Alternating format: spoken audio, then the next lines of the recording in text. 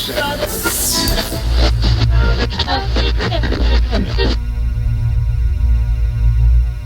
Collette, good to talk to you as a musician, a singer, and a debut album, Toni Collette and The Finish, and Beautiful Awkward Pictures, the new record. Congratulations on getting it together. Thanks very much. It's been a long time coming, hasn't it? 12 years or so you've been writing songs for, is that... Even longer. I think the oldest song on the record is 12 years old, but yeah, I've been writing since I was a little teenage person. Is that right? Wow. Not that they were any good then. Yeah. And it's an interesting title for somebody who's made a lot of, I guess, beautiful awkward pictures over the years. You know, was there a bit of a deliberate tie-in with the title? Not at all, actually. The name came from, there's an art gallery in Sydney which Ray Hughes owns, and I was looking at some paintings at his gallery one day, and I don't know if you've met him, but he's constantly got a fag hanging out his mouth, and he's got ash on his stomach, and he's kind of going, oh, look at them, they're such beautiful, awkward pictures. And I just thought the phrase was so beautiful. And about a month before we were going in to record, I was lazing around one day and just started humming along, and yeah, that came into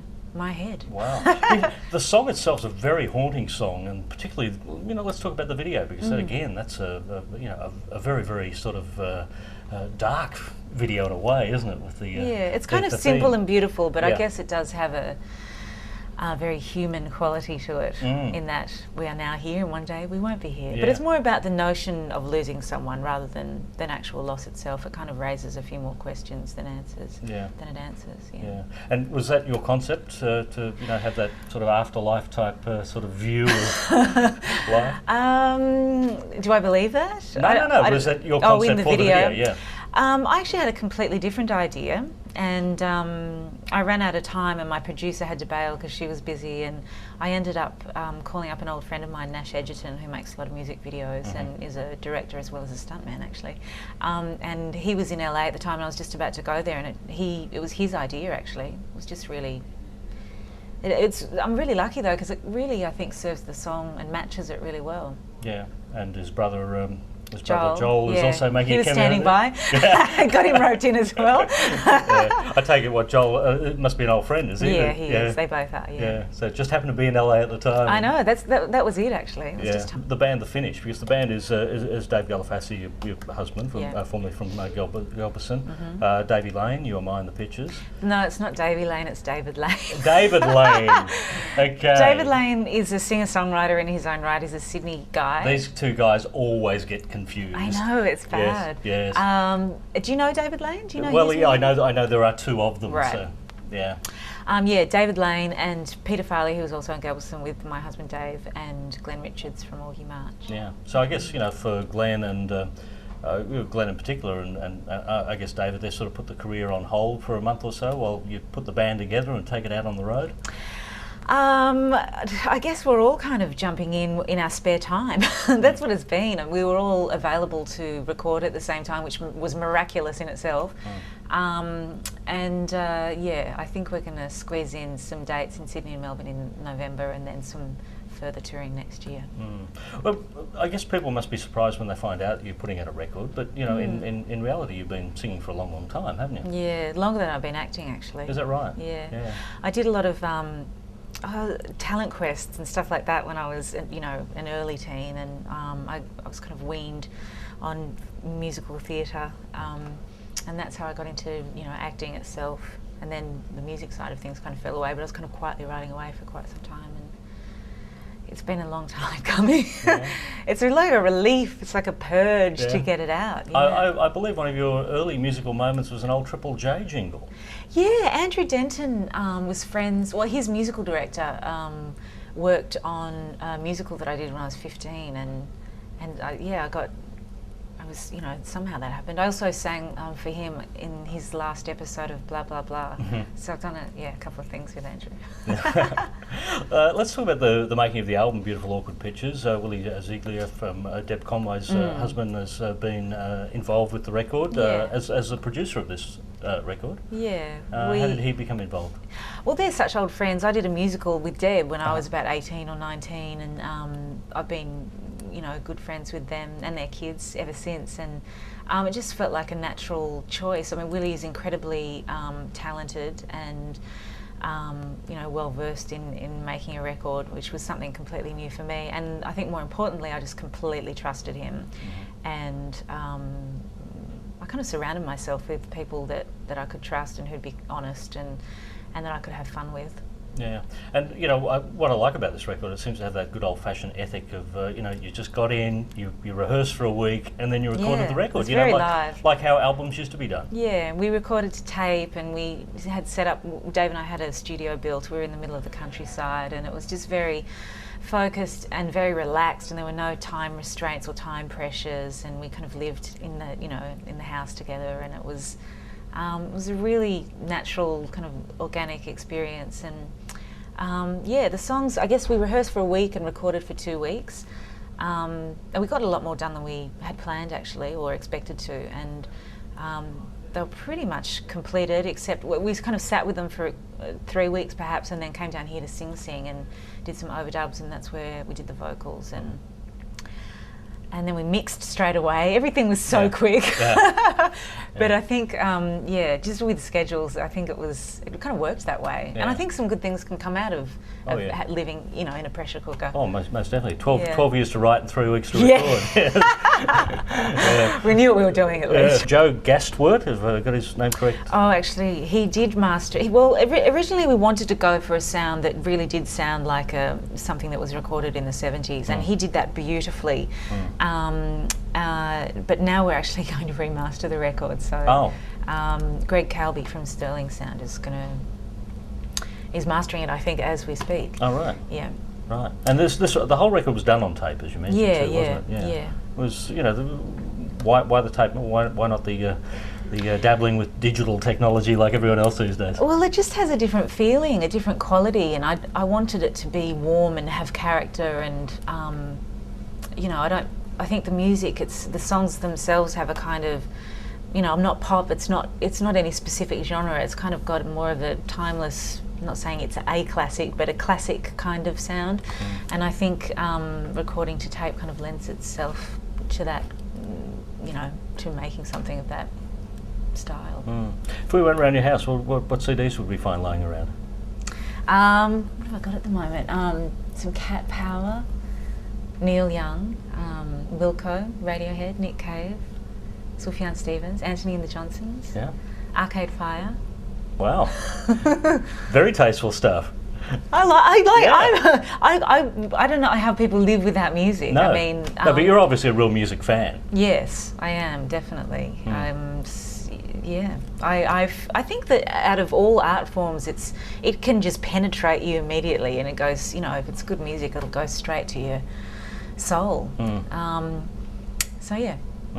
What about like with movies? Obviously, soundtracks are so important. You know, have you ever been involved in the actual choosing of the music that was in any of the movies you've been in? When we did The Sixth Sense, we didn't get it because I don't know why we didn't get it, but Knight and I used to talk about wanting to use Hallelujah, Jeff Buckley's version of Hallelujah, which didn't happen. And there's an Australian film called Cosy that I did where I do a Crowded House cover that runs over the titles, but there's a part where my character is forced to sing, and just trying to choose that, you know, something that was appropriate to the character also. But in terms of just a soundtrack, no, I'm actually starting to produce a couple of films, so now I'll have a little more authority. Wow. Well, what have you got coming up that way? Well, I've got this company called Figurehead Films, and my friend Sally and I run it, and we're adapting Luke Davies, actually, who's just had Candy come out. He's got another novel called Isabel the Navigator. So that's kind of the most imminent. We'll probably shoot it next year. Cosy there and singing the Crowded House song. So, you know, I mean, you know, she has sung before, we've heard her before. But, you know, Muriel's Wedding was very, very musical, and The Wild Party on Broadway, that was a Broadway show, wasn't it? But that was actually nominated for a Grammy Award. Yeah, the soundtrack was, the cast recording. Yeah, that God, that was a while ago now. That was a very interesting experience. Yeah. Wow. What's more important, the Grammy or the Oscar? I didn't really think in those terms. Or an ARIA Award Probably wouldn't dinner go. tonight. Yeah, an ARIA Award. Well, speaking of dinner tonight, you're inducting, and well, dinner tonight, as in terms of, you know... What's going on this well, evening? Well, you know, this obviously is not live, folks. You're inducting Helen Reddy into the ARIA Hall of Fame. Yeah. How did that come about? I was invited to do it out of the blue. I guess they got wind of what I was kind of up to and figured that it might make sense. And they asked Helen how she'd feel about it, and she kind of said, you know, that'd be really nice. And I feel honoured to be doing that. Yeah, so we'll see what happens. Yeah. I mean, it's such a big honour for people who are being inducted. I just ran into Angry Anderson in the lift, and he's excited. So yeah. Home Bake is coming up, and that's you know, that's going to be in front of more than 10,000 people. There's going to be a series of smaller shows prior to that, but you're a bit nervous about you know, all those people. Yes, I am. Have you got the set list in your head yet? No, not yet. I don't even know how long the slot is. It'll probably be 45 minutes or something. Look, I tell you, I've been living with these songs for so long that it'll just be great to play them in front of people and to be able to share them. And I think, you know, it's one thing recording, but to be able to stand up and, you know, and play with your band and kind of, you know, share it with an audience is another really special thing. So, will you do any covers? We've got a couple planned. Yeah. I don't know if we'll do them on the day, but what's in your head? What do you mean, right now? Or? Well, yeah, what are you thinking of? What I'm not telling you. You know, your film career is going to sort of overlap again, and you know, what happens to the finish? You know, how will you juggle, you know, Toni Collette and the finish and the movies? Well, I think both ventures are very flexible, and I think, you know, it'll all work itself out. I mean, I know I have all these films coming out at the moment, but I literally had like 8 months off last year. So I think you know, you strike a balance and it all works out in the end. And also, I've been talking about touring with Augie March internationally, which makes it easier. We get to have Glenn with us. Well, Glenn will be exhausted by the end of it. I know. So I don't know. We'll see. But I think there's room in life enough to do more than one thing. Yeah. So I think you've got something like 7 films to be released between now and the end of 2007. Yes. Yeah. Yep. You might be right there. That's hard work. Yeah, it's bizarre. Yeah. Now, you know, I know Roz sitting over there, and I would like to see a Connie and Carla 2. Any chance for Connie and Carla? Oh, God. I can give you the definitive answer. That's a negative.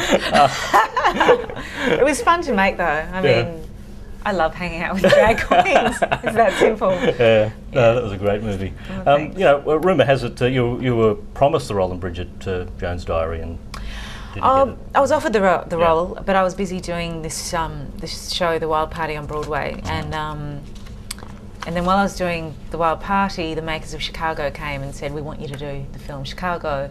Meanwhile, Bridget Jones came out, and you know, because I didn't do that, and Renee did, she ended up doing Chicago. So. But I think, you know, work is kind of, it's a whole life experience, and I think, you know, you always get what you're given, you know, and it's meant to be, and I ended up coming home and falling in love, so, you know, my life completely changed for the better anyway. Yeah. Well, I don't really have any kind of disgruntled, you know, feelings about not getting certain jobs. But I think they happen for a reason. Yeah. Well, you know, it sounds like you've got a nice lifestyle to run around the world. A house in Ireland now, I believe. Well, I used to. No, that's gone. That's gone? Well, that's when I was working in my 20s. I was living out of a suitcase. It started to drive me mad, and I was mostly working in America or in London, and I kind of figured if I was going to get a home, maybe I'd aim for the Northern Hemisphere because it was so far away. But no, that was something that I would have had to renovate, and I never got around to it, so I ended up letting it go in the end. Well, it's been great to catch up with you, talk about Toni Collette and the finish. Nice to talk to you. The album out there now. Toni Collette, thank you for joining us at Undercover. Cheers.